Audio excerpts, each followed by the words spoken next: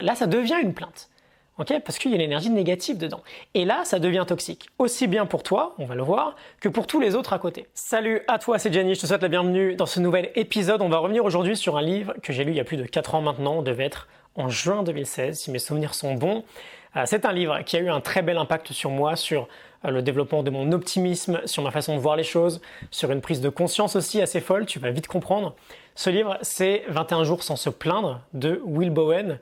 Un livre, d'ailleurs, au passage je m'en souviens très bien, qui commence par une citation de Maya Angelou, que j'aime beaucoup. Si tu n'aimes pas quelque chose, change-le. Si tu ne peux pas le changer, change ton attitude, ne te plains pas. Elle m'est restée assez gravée depuis, je te la partage du coup. On va bien sûr s'inspirer de la morning note du livre, la fiche PDF avec les 5 idées. Reste bien jusqu'au bout dans la dernière idée. On va littéralement voir des stratégies pour contrer les plaintes des autres. Okay, c'est plutôt utile au quotidien.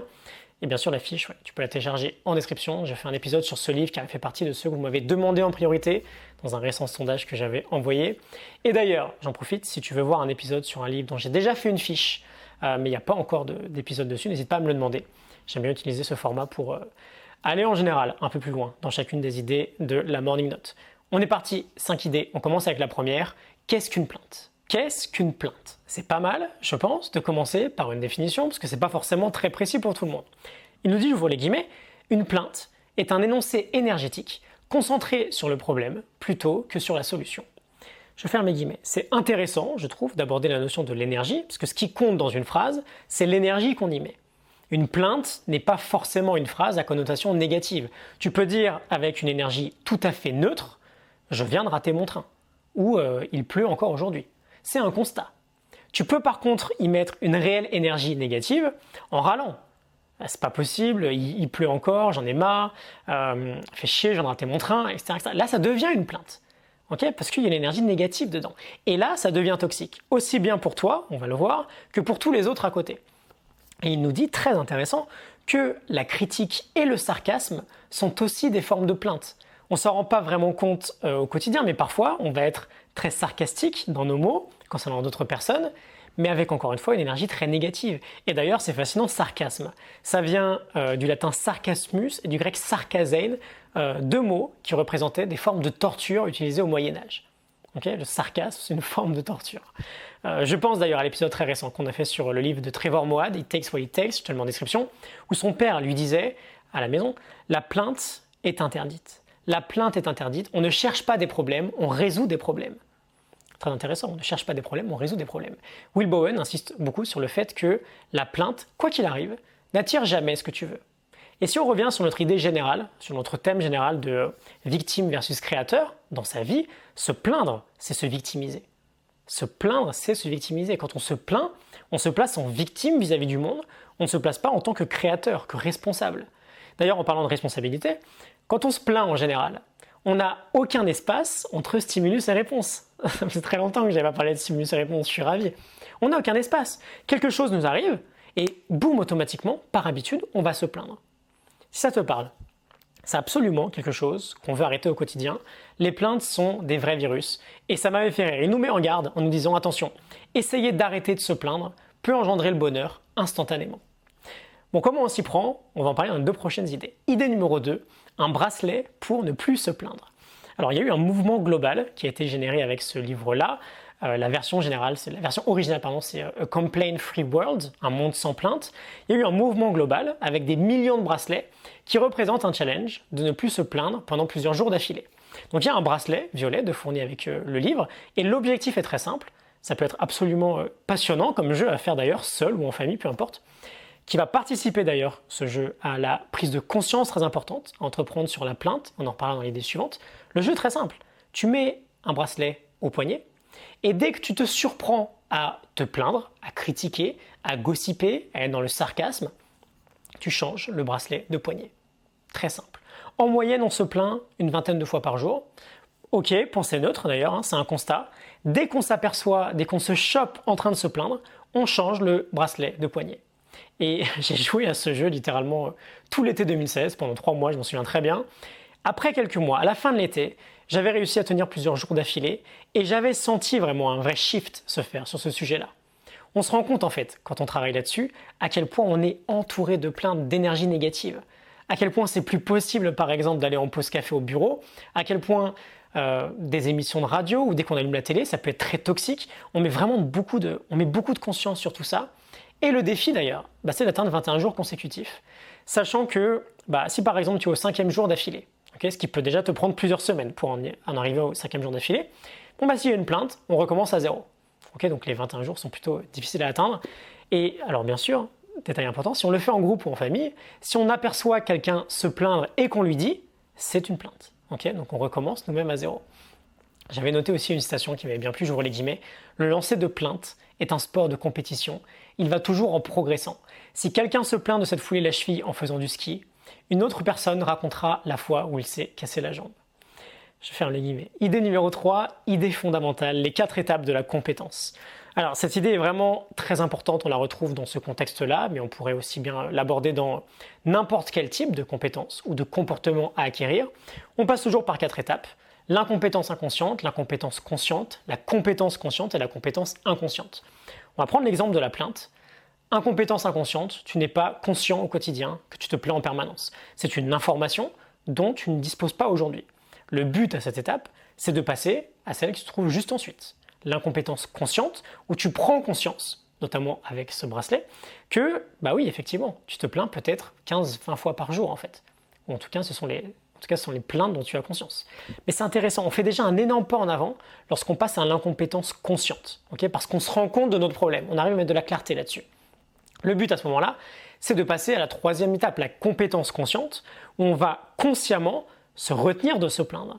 On va par exemple détecter le moment où on s'apprête à énoncer une plainte, stimulus, on met un espace, et on va se retenir. On va faire l'effort en fait de se retenir. Et l'étape ultime ensuite, c'est la compétence inconsciente. On fait même plus attention au fait qu'on ne se plaint plus. On a acquis le comportement de ne pas se plaindre, ou dans notre cas, on a supprimé directement le comportement de plainte. On a tellement fait attention à ne plus se plaindre que c'est devenu inconscient. Et on fait même plus l'effort de se retenir, la plainte n'existe plus.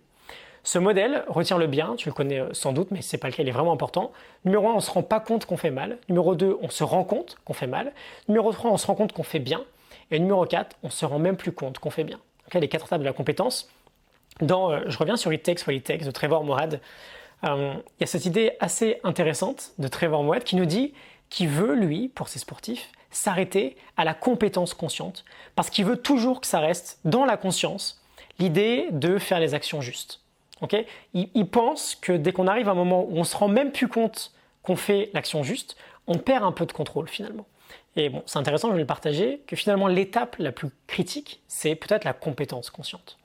Idée numéro 4, nos pensées créent notre vie. Alors, c'est marrant, en revoyant la note, je redécouvre en même temps le Gianni un peu naïf qui découvre tout un nouveau monde et ce milieu de progression personnelle il y a un peu plus de 4 ans maintenant. C'est peut-être une idée que j'aurais pas notée aujourd'hui parce qu'elle me paraîtrait un peu trop banale, mais on va en parler parce que c'est important. Et j'aime bien la façon en fait dont c'est formulé. Ça donne un vrai outil concernant la plainte. Will Bowen nous dit, j'ouvre les guillemets, nos pensées créent notre vie et nos paroles révèlent ce que nous pensons.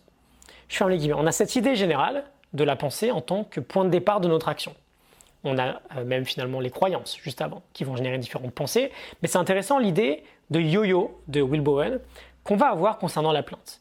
On ne se plaint plus, donc on a des paroles plus positives, donc on a des pensées plus positives. Beaucoup me demandent au quotidien d'où je sors l'optimisme que je peux avoir dans la vie aujourd'hui. Il est certainement pas inné en fait. J'ai même plutôt eu tendance à être de l'autre côté du bateau. Il y a quelques années de ça, j'étais plutôt très pessimiste. L'optimisme vient aussi de notre propre comportement. Et on a ce yo-yo en fait, ces allers-retours.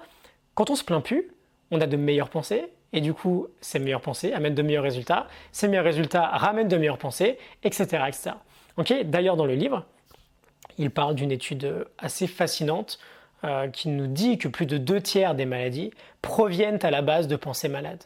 On ne parle pas que d'optimisme en fait, quand on parle de vaincre la plainte au quotidien. On parle, pourquoi pas, si on est un peu ouvert, de santé dans son ensemble. Et enfin, idée numéro 5, très intéressant, pourquoi on se plaint et stratégie anti-plaignard. Alors on va s'arrêter un peu sur cette dernière idée, 2 facettes donc, la première, pourquoi on se plaint, la seconde, comment gérer les plaintes des autres. Will Bowen nous parle de Robin Kowalski de l'université Clemson qui fournit 5 raisons principales qui forment l'acronyme ROGNE, petite dédicace privée, Cédric et Jess si vous passez par là.